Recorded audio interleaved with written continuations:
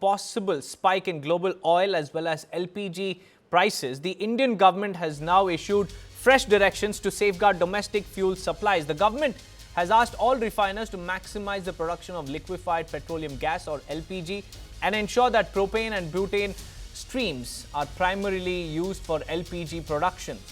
And according to the order, refiners must make the LPG available only to 3 state-run oil marketing companies: Indian Oil, HPCL and BPCL.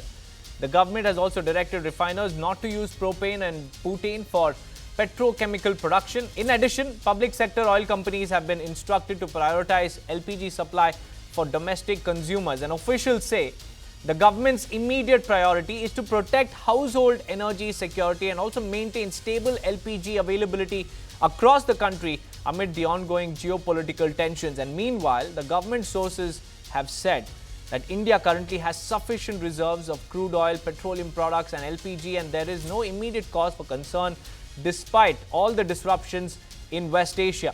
Sources add that India has far more diversified energy sources than the fuel that may currently be stranded in the Strait of Hormuz.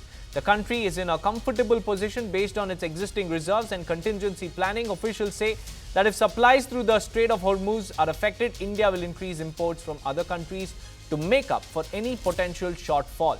The government also highlighted the sharp rise in crude imports from Russia. While Russian oil accounted for just 0.2% of India's imports in 2022, that figure has now risen significantly. In February this year, India imported around 1.04 million barrels per day from Russia, accounting to about 20% of total crude imports.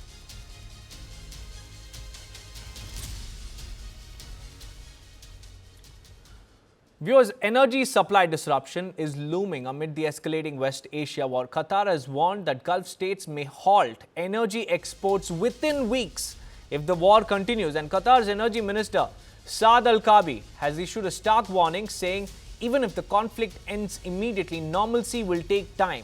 He added that it could take weeks to months for Qatar to fully restore deliveries, raising concerns for global oil and gas supplies.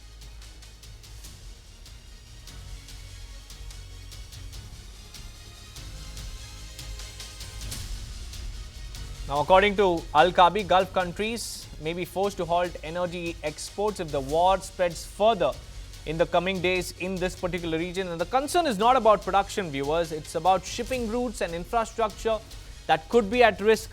Even if war ends today, the minister warns that normal supply chains cannot be restored overnight and it will take some time to restore normalcy. So all eyes are on the energy crisis.